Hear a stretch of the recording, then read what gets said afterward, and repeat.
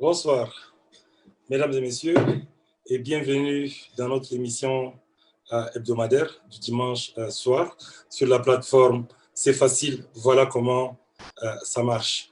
Alors, ce soir, nous avons le plaisir d'avoir avec nous sur ce plateau Mbogo Ngabo Seli, ancien ministre de l'Habitat et de l'Aménagement urbain, ancien ministre des Finances aussi, fonctionnaire cadre supérieur dirigeant à la Banque des États de l'Afrique centrale, mais aussi citoyen très engagé et qui s'exprime assez régulièrement sur les problèmes de société pour conseiller les plus jeunes, pour montrer la direction et puis pour inspirer aussi les gens.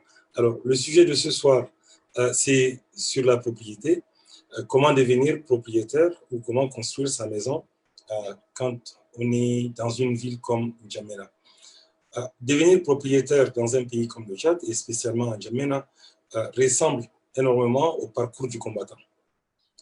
Vous voulez acheter un terrain, déjà il va falloir identifier le terrain, le trouver, s'assurer que ce terrain n'a pas un autre propriétaire, ce qui est extrêmement difficile, je dois le dire, chez nous, mais on va en parler tout à l'heure avec l'ancien ministre Seli.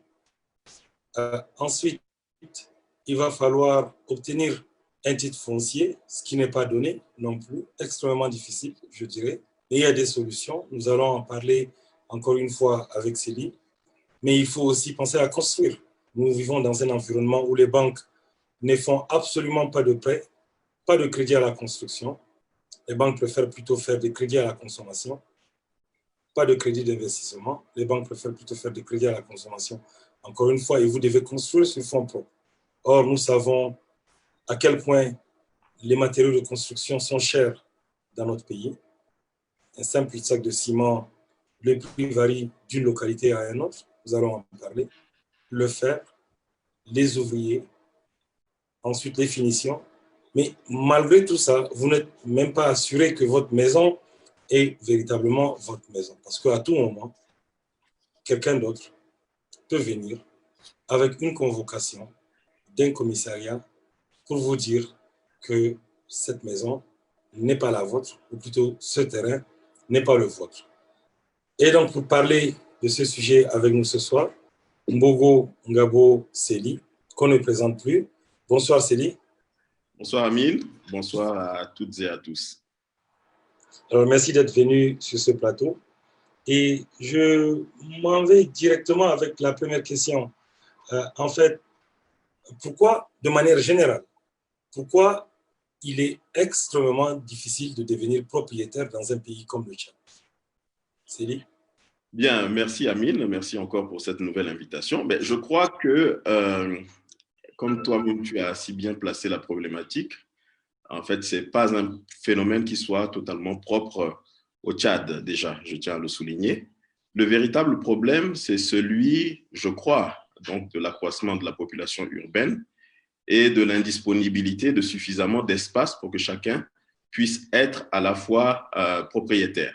Donc déjà à ce niveau-là, du fait donc de la pression de la population, de la pression démographique et de la croissance urbaine, c'est un phénomène qui ne peut que s'accentuer, cette difficulté à pouvoir accéder à la propriété. Donc je pense que le problème peut être vu déjà à ce niveau-là. Alors, tu disais que, est-ce que c'est un problème de loi? Est-ce que c'est un problème de cadre juridique? Peut-être qu'il faut creuser un peu plus davantage le sujet. Le problème peut être situé à plusieurs niveaux. Effectivement, il y a peut-être un problème d'encadrement juridique parce que déjà, il faut noter que le code domanial et foncier qui régit la propriété au niveau du Tchad est très ancien, voire même obsolète. Il date, je pense, de 1967 et toutes les tentatives depuis lors, notamment depuis 2014, pour pouvoir faire adopter un nouveau code domanial et foncier, n'ont pas jusqu'à présent abouti. Bon, donc, sur le plan légal et réglementaire, la terre appartient à l'État. Donc, ça, c'est un principe qui est au niveau du Tchad qui existe. Mais hélas, il faut aussi dire qu'à côté donc, de ce principe-là de droit, il y a la coexistence d'un certain nombre de droits coutumiers qui viennent un peu compliquer la donne. Donc, la coexistence de ces deux législations, si je peux me permettre, ne favorise pas toujours un accès facilité au niveau donc, de l'acquisition des terrains. Alors, c'est un problème de législation, mais quand même, on est indépendant depuis 1960. Qu'est-ce qui se passe? Pourquoi est-ce que les autorités, en fait, n'essaient pas de régler ces problèmes au niveau législatif, au niveau réglementaire?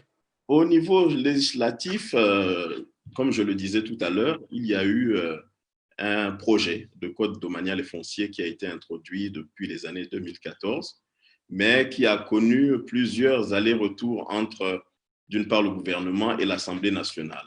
Parce que justement, le principe même de la primauté de l'État sur l'accès aux terres n'est pas totalement acquis au niveau d'un certain nombre de députés, et c'est ce qui pose problème jusqu'à aujourd'hui. Alors, la propriété, le principe de la propriété n'est pas encore tout à fait défini. C'est ce que tu veux dire chez nous?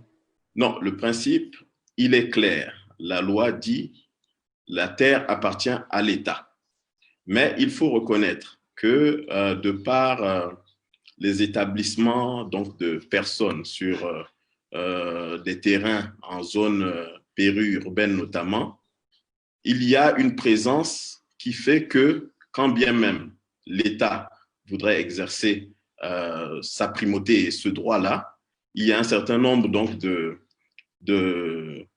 il y a un certain nombre donc de considérations, notamment sociales, qui sont souvent prises en compte, et ça peut compliquer justement la mise en œuvre donc des lois existantes.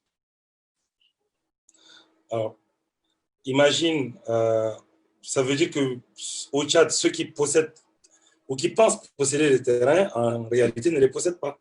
Est-ce que c'est ce que ça veut dire? Ben, justement, parce que on ne peut être propriétaire d'un terrain que lorsque l'on obtient son titre foncier.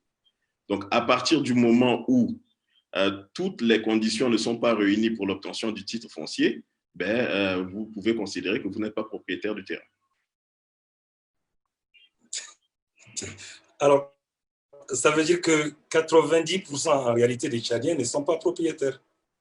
90. Combien de titres fonciers nous avons? Ben, je te dirais qu'en 2013, lorsque l'on mettait en place l'actuel guichet unique des affaires foncières, on avait recensé au Tchad, donc pour la période allant, je crois, de 1919 jusqu'en 2013, il y avait à peine 4000, je dis bien, titres fonciers. Je ne sais pas aujourd'hui quels sont les derniers chiffres, mais quand on sait comment s'obtient un titre foncier, je doute que ce nombre-là ait pu doubler ou tripler depuis 2013.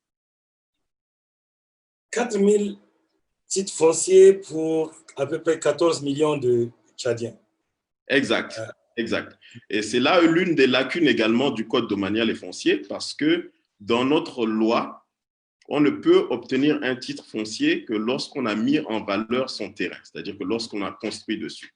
Et tu conviens avec moi que le titre foncier… Je pensais que la loi avait changé en janvier 2020. La loi, dans la loi des finances, dans la nouvelle loi des finances, effectivement, il y a une disposition qui a été prise donc, pour faciliter justement l'obtention du titre foncier. Nous sommes aujourd'hui au mois de juillet, donc de janvier à juillet 2020. Je doute que le nombre de titres fonciers ait considérablement augmenté entre-temps. En tout cas, je le souhaite. Je le souhaite. Mais alors, je sais qu'aujourd'hui, pour obtenir un titre foncier, il faut payer, d'après les textes en vigueur, environ 300 000 francs CFA et l'obligation de la mise en valeur n'est plus tout à fait requise. Mais exact. 300 000 francs CFA, c'est quand même énorme pour un pays où le revenu moyen par habitant, c'est moins de 1000 francs CFA par jour. Mais quand on regarde les anciens textes, 300 000 francs, je pense que c'est un compromis qui peut être acceptable parce que si l'on ajoutait les autres conditions qui prévalaient auparavant, c'est-à-dire le prix du mètre carré et les autres frais d'enregistrement, les frais de timbre, les frais de publicité et tout ce qui va avec, je pense que cela représentait beaucoup plus cher. Alors, Donc, une vous question, savez, Céline, une question quand même. oui. Euh, Pourquoi est-ce que le titre foncier est si important?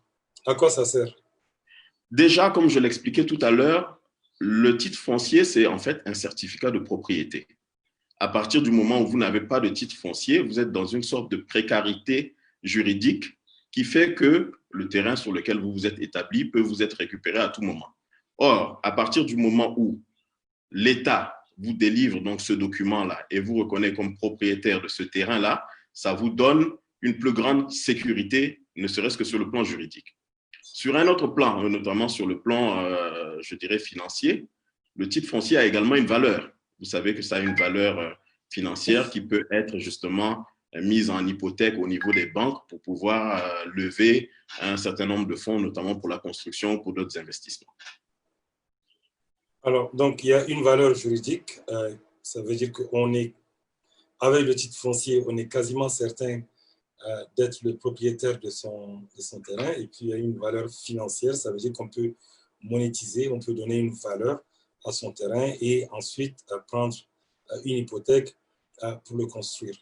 Voilà. D'ailleurs, la Oui. loi le dit, hein, le titre foncier est inaliénable et inattaquable, en principe. Alors, est-ce que ça ne serait pas une contradiction alors avec le fait que l'État est propriétaire du terrain et maintenant qu'on a un titre foncier, le titre est inaliénable et inattaquable? Non, pas du tout, parce que l'État vous transfère donc sa propriété à partir du moment où vous avez rempli les conditions légales d'obtention de votre titre foncier. Donc, c'est l'État qui vous concède donc Alors, ce droit de propriété. inaliénable, ça veut dire qu'il ne peut pas être cédé, c'est ça? Il ne peut pas être cédé, sauf dans certains cas qui sont bien définis par la loi. Par exemple? Par exemple, en cas donc de déguerpissement pour cause ou déguerpissement ou expropriation pour cause d'utilité publique. OK. Mais inaliénable, ça veut dire, est-ce qu'il peut être cédé à ses enfants dans le cadre d'un héritage?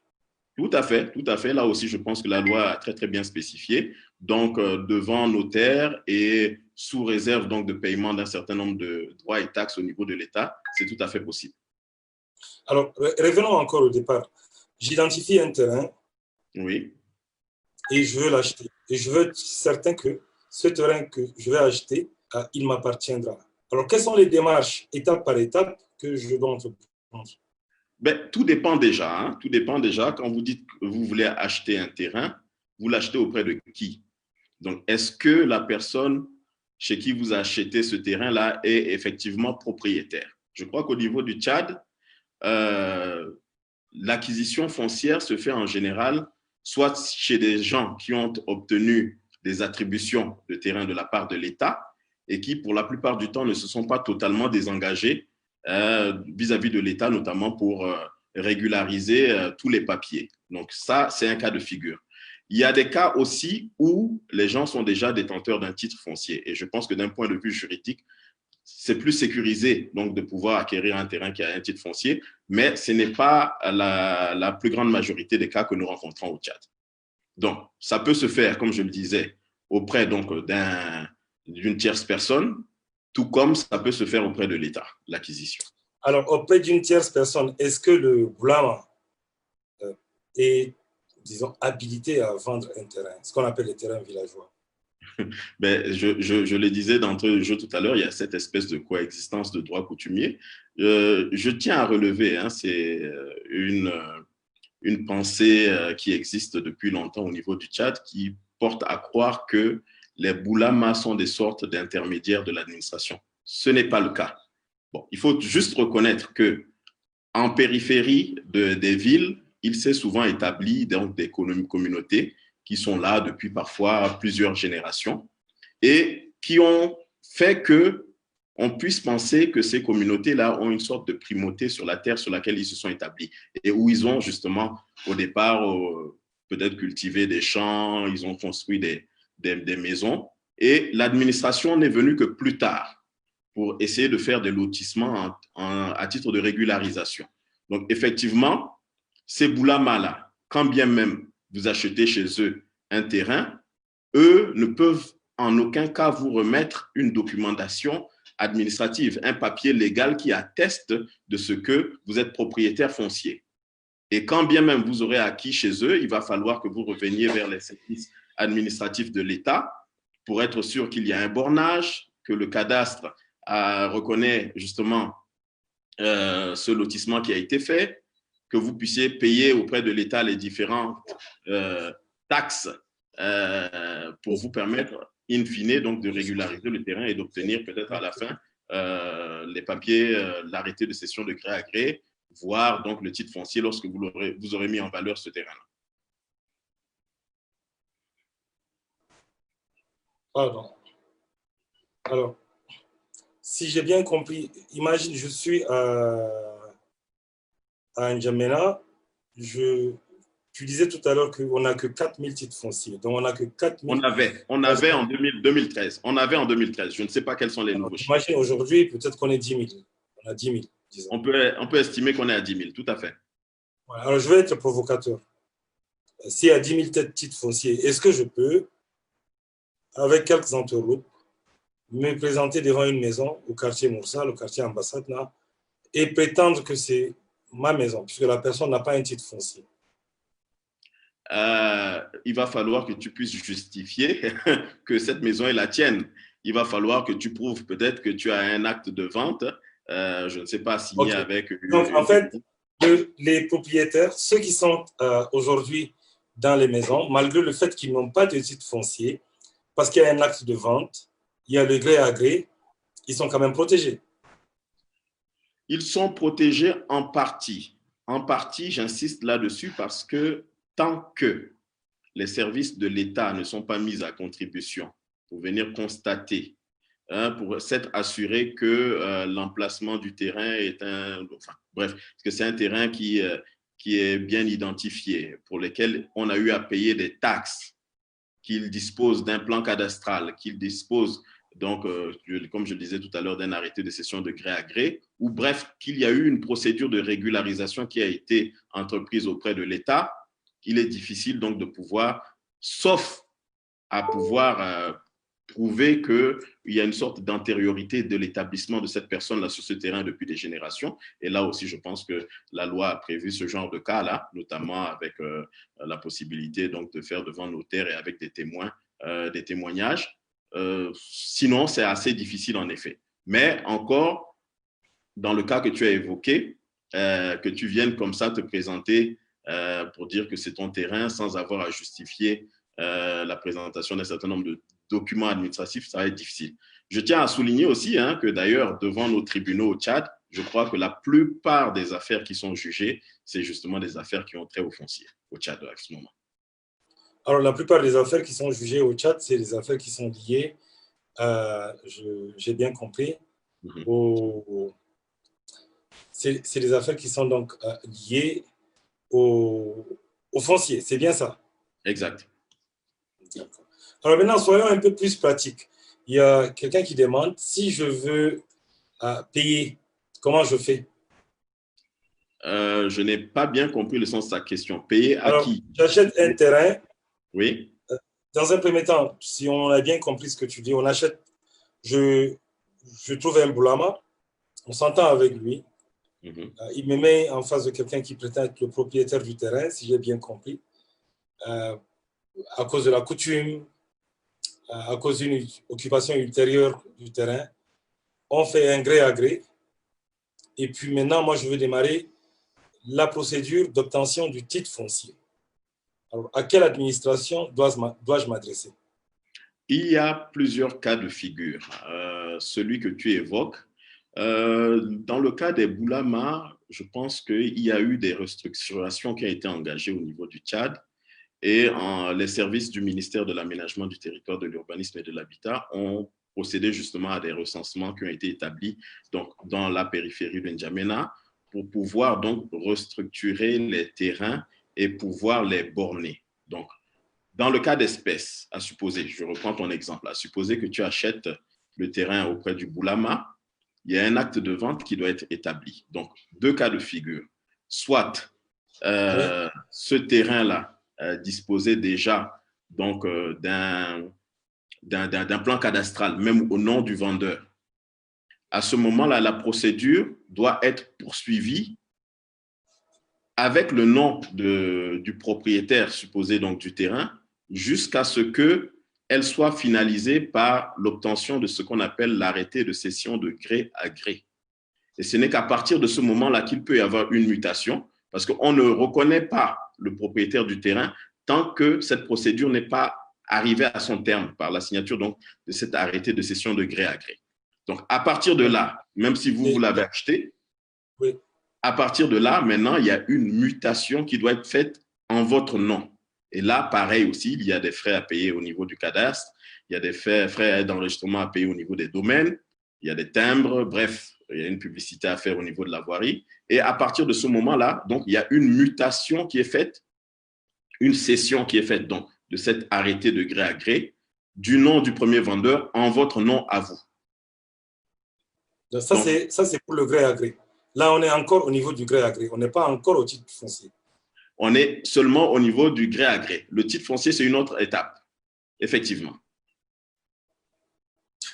OK. Et maintenant, alors, pour passer du gré à gré au titre foncier.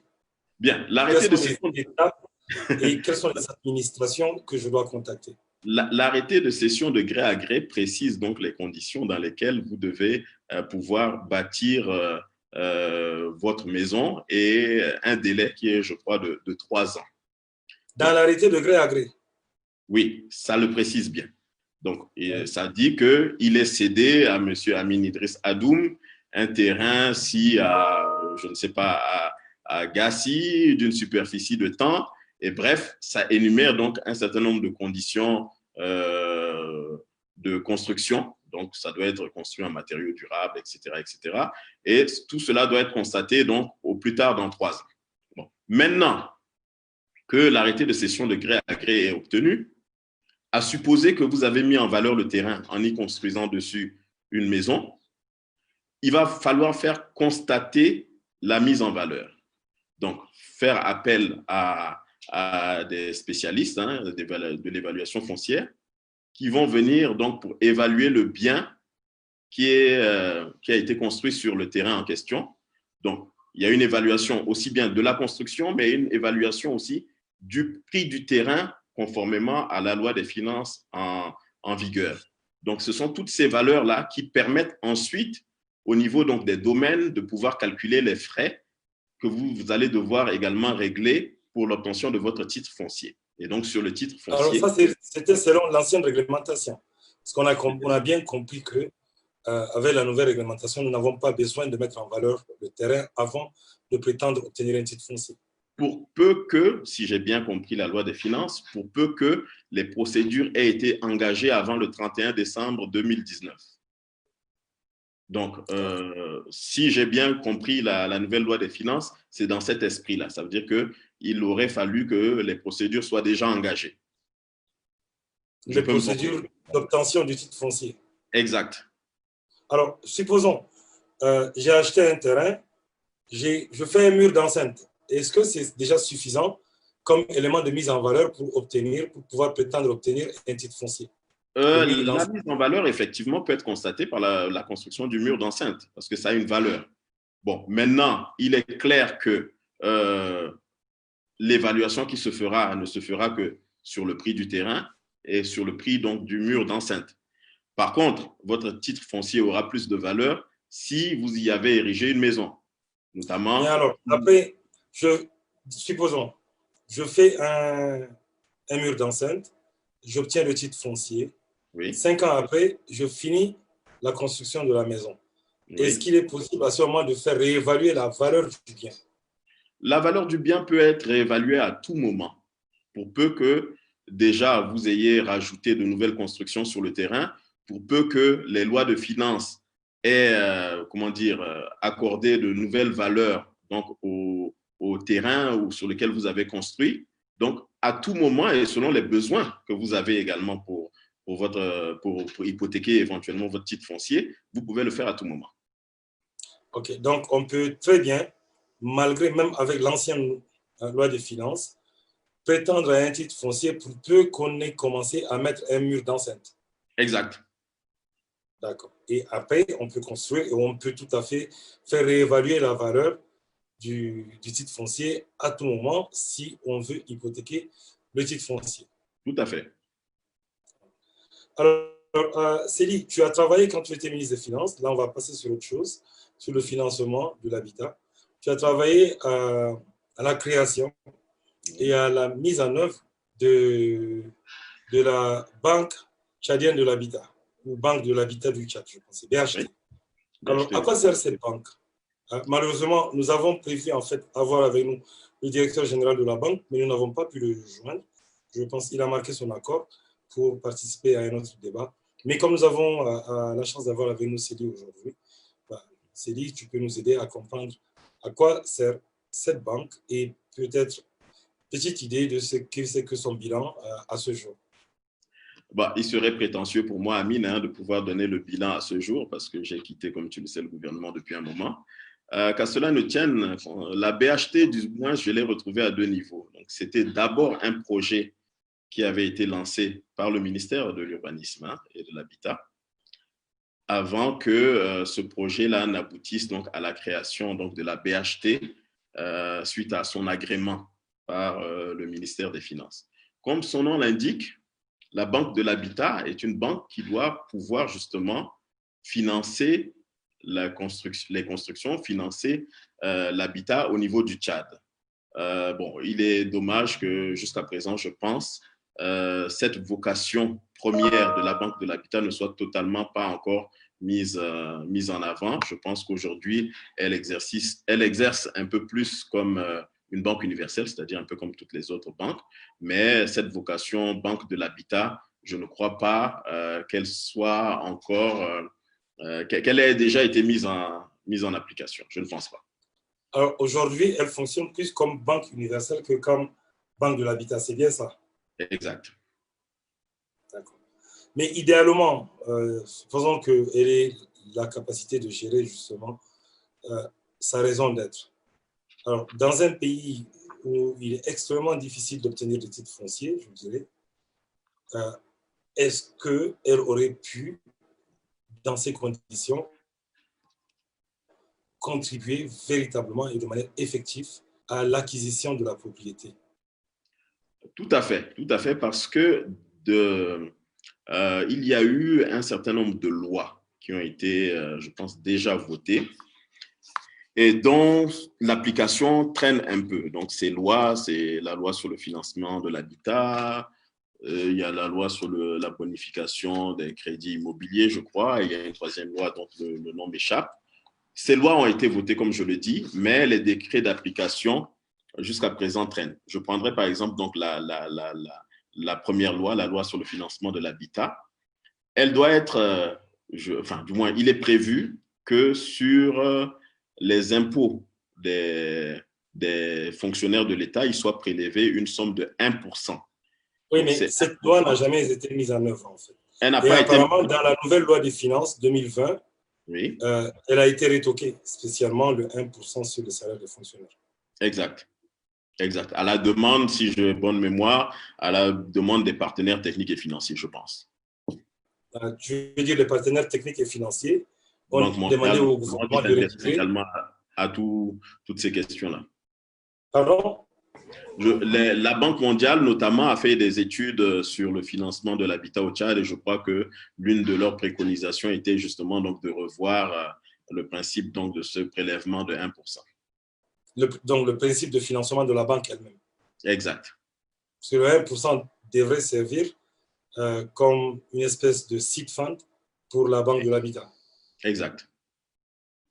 Parce que le vrai problème de l'habitat, du financement de l'habitat, des crédits à l'habitat, c'est que les banques, que ce soit la BHT ou que n'importe quelle autre banque, puissent disposer donc de ressources longues.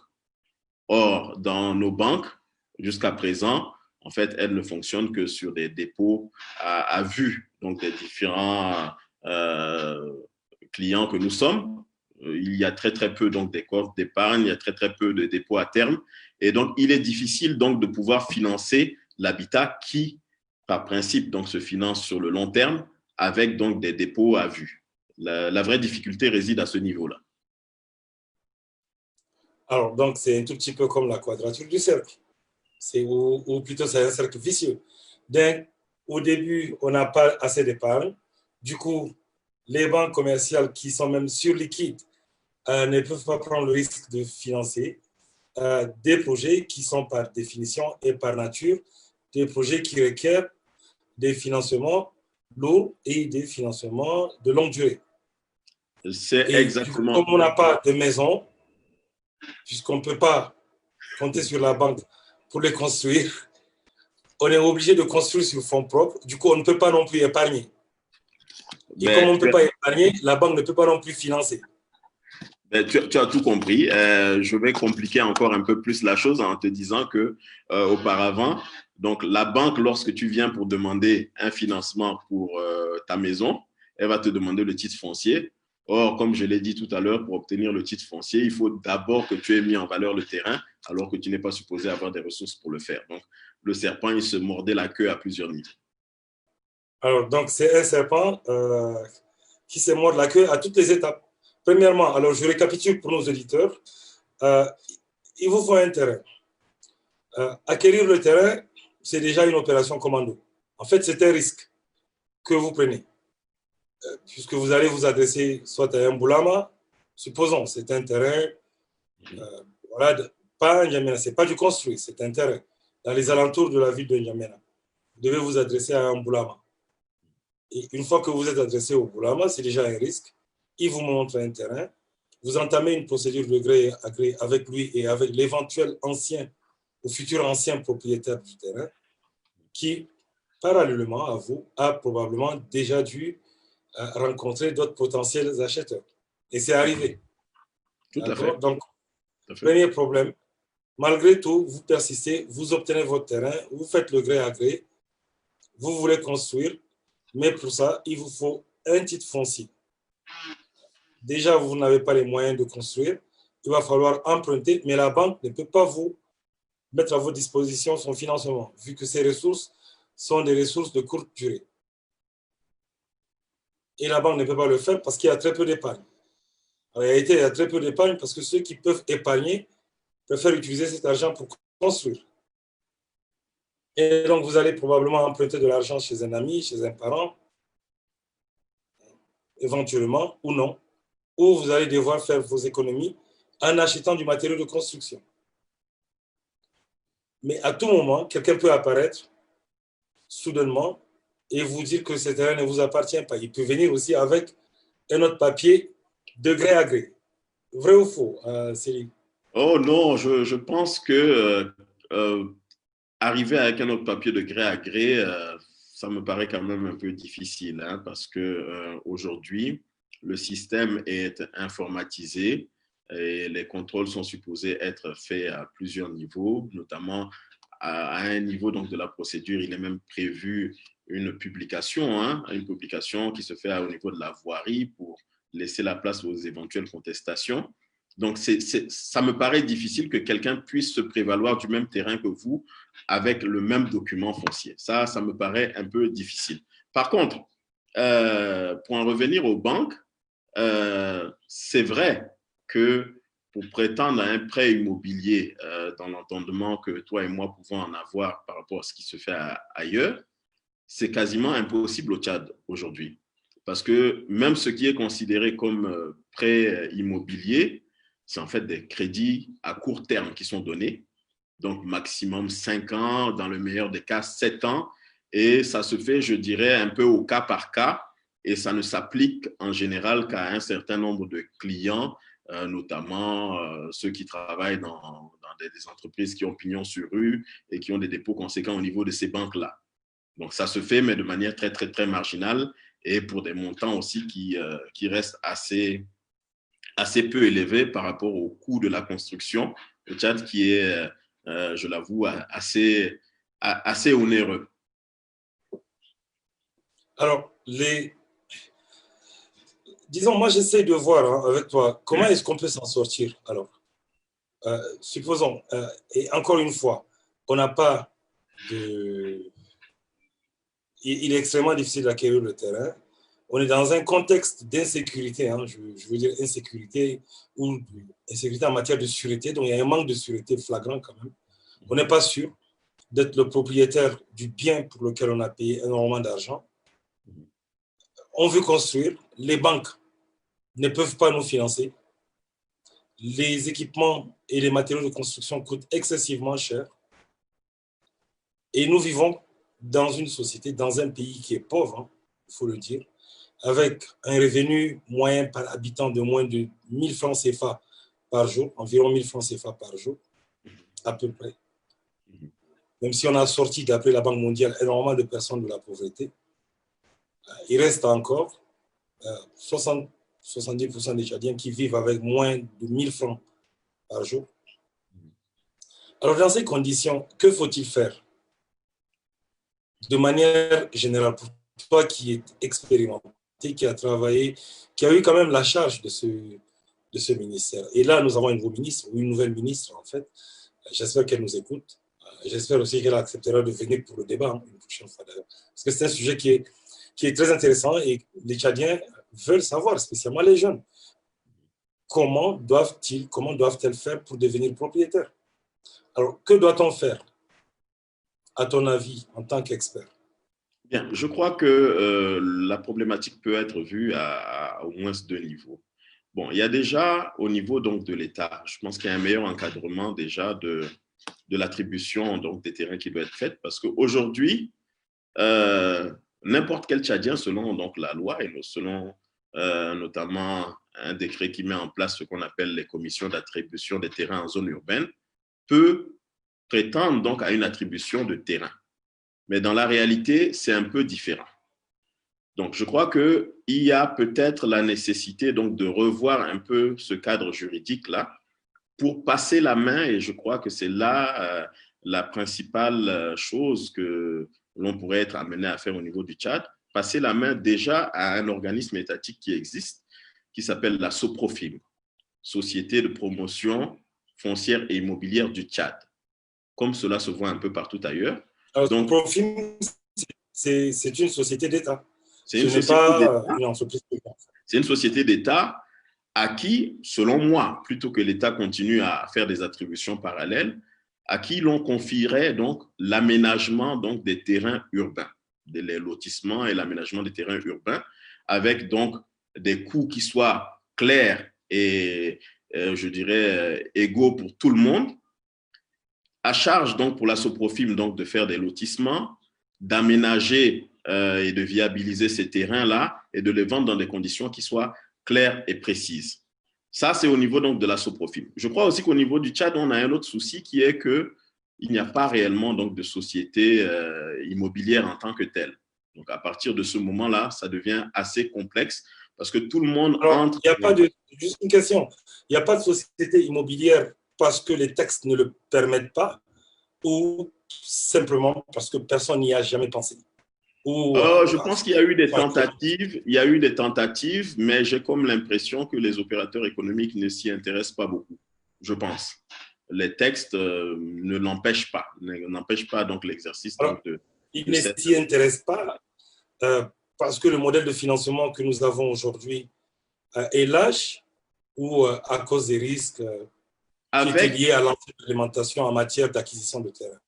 Probablement. Avec la souplesse qui existe aujourd'hui, notamment la possibilité d'avoir donc des titres fonciers sur des terrains nus, à partir de ce moment-là, puisque les terrains peuvent être évalués financièrement, ça laisse un peu de marge aussi aux propriétaires de sociétés immobilières donc de pouvoir investir et d'obtenir en face donc des financements peut-être auprès des banques. Parfait. Alors, donc, on parlait de la SOPROFIM, mais tu voulais aussi dire autre chose tout à l'heure. Non, donc je parlais donc des promoteurs immobiliers parce que là, effectivement, et on peut imaginer des sortes de partenariats public-privé où l'État s'occuperait donc de tout ce qui est à travers la SOPROFIM ou directement aménagement, viabilisation de sites qu'il confierait à une société immobilière qui se chargerait donc de construire des logements de différents types et de pouvoir les vendre à ceux qui pourraient les acheter. Bon, parce que l'État, je doute aussi que ce soit vraiment à l'État de pouvoir construire des logements, mais l'État doit affirmer son rôle, notamment au niveau donc de la sécurité juridique des terrains. Et je pense que c'est ça le plus important. Et ensuite, les banques. Ben, les banques doivent également être partie prenante. Cela va de soi, parce que ça nécessite donc des financements. Et il faudrait que les banques, j'ai vu l'exemple au niveau donc, de l'Afrique de l'Ouest et au niveau donc, de l'UEMOA, il y a eu, je pense, une caisse de refinancement de l'habitat qui a été mise sur pied et à laquelle sont actionnaires quasiment toutes les banques de l'UEMOA. C'est-à-dire qu'elles y placent des revenus et elles font recours à cette caisse-là pour pouvoir justement se refinancer pour toutes leurs opérations dans le domaine donc, du financement de l'habitat. Donc là aussi, ça demande peut-être une innovation, que nos banques se mettent ensemble, qu'elles puissent mettre de côté des réserves qui puissent permettre justement donc de couvrir. Alors, qui devait prendre l'initiative de mettre les banques ensemble? La Banque centrale, un gouvernement en particulier? La Banque centrale peut jouer ce rôle-là et doit jouer ce rôle-là. Je pense que c'est ce rôle qu'a joué la BCEAO justement à travers donc, la création donc, de cette caisse de refinancement de l'habitat dont j'ai parlé au niveau de l'UEMOA. Dans chaque pays et au Tchad en particulier aussi, je pense que cette problématique du financement de l'habitat dure depuis très, très, très longtemps et évoquée depuis des décennies déjà. Donc, peut-être qu'au niveau du ministère des Finances aussi, cette réflexion peut être menée. Alors, donc maintenant, les banques. Donc, on a évoqué le rôle de la SOPOFIM, on a évoqué le rôle de l'État, nous avons évoqué aussi maintenant le rôle des banques et nous allons passer à un dernier sujet qui est important, je dirais, pour permettre aussi à nos internautes de comprendre un tout petit peu. Pourquoi, à ton avis, les matériaux de construction sont chers dans un pays comme le Tchad? Ben, la raison, elle est toute simple. Hein. On n'a quasiment aucune unité de production donc, de ces matériaux de construction au niveau du Tchad. On a, il est vrai aujourd'hui, je pense, 2 cimenteries qui sont fonctionnelles, mais ces cimenteries-là importent leurs matières premières qui viennent de l'étranger. Donc, ça fait que les prix, quand on parle seulement du ciment… Elles importent quelles matières premières? Les matières premières chimiques ou même les… non, non, là, je parle d'abord du ciment. Donc, ne serait-ce qu'au niveau du ciment, malgré l'ambition affichée donc, de pouvoir vendre le sac de ciment à un moment donné à 6 500, je pense, dans la réalité, il est quasiment impossible aujourd'hui d'avoir un sac de ciment en dessous de 8 000, voire parfois même en dessous de 12 000 francs au Tchad. Donc ça, c'est à cause des coûts de production ou il y a non seulement les coûts de production, mais il y a également les coûts de transport.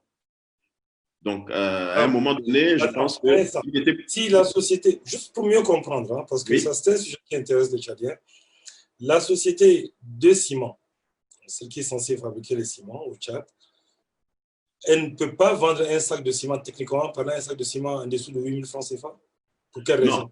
Non. La société, à un moment donné, disait OK, nous pouvons vendre le sac de ciment à 6 500 qui a été officiellement fixé, mais à charge pour vous donc de venir récupérer votre sac de ciment à l'usine de Baoré. Ça, c'était donc pour la première cimenterie. Je ne sais pas à combien sont vendus les sacs de ciment produits par l'unité de broyage qui est… À 6 500, elle vendait ça aux distributeurs ou bien c'était… Au distributeur.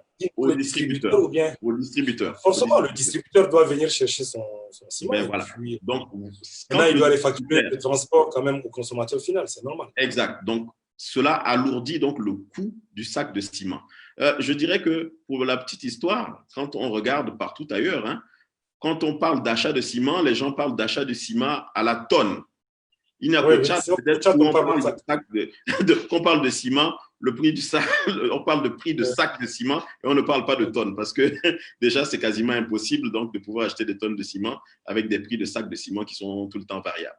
Donc, par rapport donc, au coût de la construction, on a parlé du ciment, mais il y a également tout ce qui entre dans la construction. Quand je prends le fer à béton, quand je prends les lambours, quand je prends les fils d'attache, quand je prends les pointes, etc., les tôles, etc., ben, vous êtes d'accord avec moi, sauf si cela se fait peut-être depuis peu, je n'en sais rien. Tous ces matériaux-là sont importés. Et à partir du moment où tous ces matériaux sont importés, cela a un coût. Et ce coût est répercuté sur le client, sur celui qui veut construire sa maison, et ça devient difficile. Ça me permet d'ailleurs donc d'aborder aussi ce sujet-là qui apparaît un peu en trame de fond, celui donc des logements sociaux. Vous êtes d'accord avec moi que quand bien même ailleurs on peut parler donc de logements sociaux qui soient à des prix abordables de, je ne sais pas, 10 millions, 9 millions, ben, au Tchad, quand vous rajoutez tous ces coûts-là, il est quasiment impossible d'avoir un logement dit social à peut-être en dessous de 20 millions, voire de 25 millions. Et à 25 millions, Alors, vous ce êtes qu'on avec appellerait au un Tchad, logement. Ce donc n'est ce plus qu'on va un appeler logement. au Tchad logement social, c'est le logement du riche. Exactement. Exactement. Voilà. Par contre, je crois que cela s'est fait dans un certain nombre de pays. Au niveau du ministère de l'Aménagement du territoire, de l'urbanisme et de l'habitat, il y a une direction de la promotion des matériaux locaux de construction. Je pense qu'il est temps aussi que cette direction-là soit un peu plus dynamisée et puisse voir donc localement que ce soit de la terre latéritique, que ce soit, bref, tout ce qui peut contribuer localement. Ça, c'est un travail aussi pour lequel pourraient être associés nos architectes, de voir dans quelle mesure avec tout ce que l'on trouve sur place au Tchad, il est possible donc de construire des maisons qui soient non seulement dures, mais qui puissent permettre donc d'avoir des logements décents. Alors, c'est vrai que le débat autour de matériaux locaux est relativement ancien, je dirais, en Afrique. Il est d'actualité au Tchad, mais aussi dans beaucoup d'autres pays africains. Malheureusement, pour que les matériaux dits locaux puissent être produits de manière effective, il faut d'abord une production industrielle. Mais pour qu'il puisse y avoir une production industrielle, il va falloir des investissements. Et pour qu'il y ait des investissements, il va falloir s'assurer que la demande elle-même est là. Il faut aussi s'assurer que ces matériaux locaux ne reviennent pas plus chers que les matériaux importés. Exact. Si on doit utiliser les briques en terre locale et que ces briques reviennent plus chères que les parpaings de ciment, ça ne sert absolument à rien, en fait, d'investir dans ce domaine. Ça resterait toujours juste une espèce de niche pour des personnes qui veulent faire des maisons originales et non pas pour monsieur et madame tout le monde. Et donc, c'est encore une fois un débat qui touche à la manière même dont notre économie, notre société en général et le modèle de gouvernance de notre pays sont dessinés et mis en œuvre. Mesdames et messieurs, on arrive presque à la fin de ce débat, de cette discussion. Je vais demander à Célie si tu as un dernier mot. Bien, il y a un aspect que tu as évoqué et sur lequel nous n'avons pas beaucoup intervenu, c'est l'aspect des revenus lui-même. Donc, il est clair aussi qu'avec des revenus qui sont bas, c'est souvent difficile donc, de pouvoir se lancer dans une construction. Je disais tout à l'heure que, par exemple, au niveau de nos banques actuellement, pour des prêts immobiliers, je pense que pour la plupart, ceux qui donnent le maximum, c'est entre 10 et 75 millions de francs CFA pour un prêt immobilier, pour une durée qui va au maximum de 7 ans. Il est rarement appliqué, je pense, 10 ans. Donc, vous empruntez entre 10 et 75 millions de francs CFA sur une durée de 7 ans à des taux qui sont assez élevés, qui varient entre 10 et 15%. Quand vous appliquez tout ça, vous voyez que vous vous retrouverez à payer plus du million de francs CFA par mois pour rembourser votre prêt.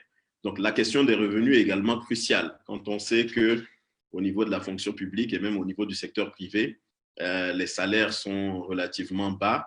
La problématique, elle a tout son sens. Alors, donc, nous sommes dans un système qui, malheureusement, fonctionne comme un cercle vicieux. Hélas. Les populations sont pauvres. Elles ne peuvent pas acquérir des terrains. L'acquisition des terrains est extrêmement difficile parce que la réglementation n'est pas très claire. Et au-delà de l'absence de clarté dans la réglementation en vigueur, il y a des confusions qui viennent s'ajouter aussi à la question de la réglementation. Ces confusions qui sont liées aux coutumes, aux pratiques anciennes. Tout ça donc rend l'acquisition simple du terrain très malaisée. Mais une fois le terrain acquis, il va falloir obtenir un titre foncier. Or, jusqu'à très récemment, l'obtention du titre foncier est mis, en fait, comment on dit, est conditionné par la mise en valeur du terrain acquis. Or, pour mettre en valeur le terrain acquis, il va falloir avoir des moyens, mais pour obtenir ces moyens, il faut s'adresser aux banques. Or, les banques, elles aussi, ne peuvent pas financer votre projet parce qu'elles sont dans l'incapacité de financer des projets qui demandent des immobilisations longues. Pourquoi? Parce qu'elles fonctionnent essentiellement sur la base des dépôts à court terme, des dépôts à vue. Exact. Or, pour pouvoir faire de l'épargne, il va falloir être au moins à son aise, être dans sa propre maison. Malheureusement, comme vous n'avez pas votre propre maison, vous ne pouvez pas épargner. Ce que vous avez, vous devez l'utiliser pour construire votre maison sur 5 ans, sur 10 ans, voire plus. Du coup, vous n'épargnez pas. Du coup, les banques ne peuvent pas faire des réserves pour financer votre projet. Mais, et quand bien même vous êtes parmi les chanceux qui peuvent financer leur propre projet, vous allez faire face à une autre difficulté qui est la cherté des matériaux de construction. Le Tchad, comme l'a dit si bien Célie, est l'un des rares pays où on parle de sac de ciment au lieu de la tonne de ciment. Et même quand on veut se tourner vers les matériaux locaux, il est extrêmement difficile de le faire en ce moment. Pourquoi? Parce qu'il n'y a pas une production industrielle de ces matériaux. Et le concept même de logement social dans un pays comme le Tchad est un concept, en fait, qui ne marche pas.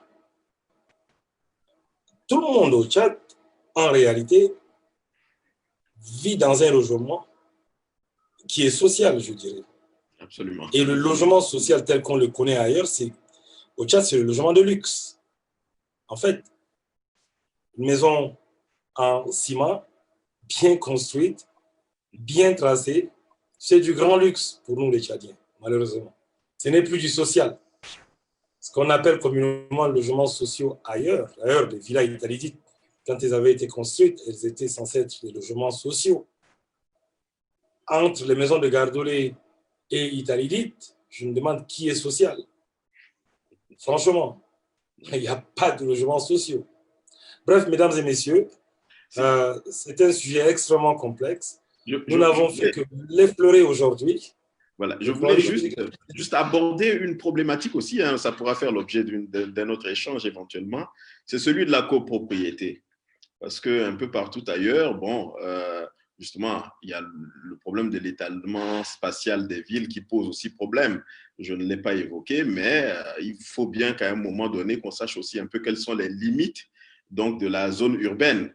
Parce que sinon, bon, on ne sait pas où commence N'Djamena et où ça finit. Et peut-être qu'il va falloir qu'à un moment donné, lorsqu'il y aura des promoteurs immobiliers qui pourront construire des immeubles, que cette question de la copropriété puisse aussi exister au Tchad. Parce que jusqu'à présent, le code domanial et foncier ne le prévoit pas. Le nouveau code a introduit cette notion-là. Donc, ça veut dire que si demain, il y a une société immobilière qui doit construire des immeubles qui seront en vente, tant que cette question ne sera pas tranchée à travers un nouveau code domanial et foncier, vous ne pourrez pas être propriétaire, par exemple, d'un appartement dans un immeuble qui sera bâti au Tchad. Et ça aussi, c'est une véritable problématique qui vient rajouter à toutes les autres difficultés que tu as si bien résumées. Alors, donc, je dirais qu'il y a beaucoup de difficultés. C'est un sujet que des difficultés, quasiment. Il n'y a que des difficultés. Malheureusement, aujourd'hui, nous n'avons pas de solution. C'est un sujet qui est extrêmement difficile, qui demande énormément de réflexion, beaucoup d'engagement. Et nous allons donc revenir sur ce sujet.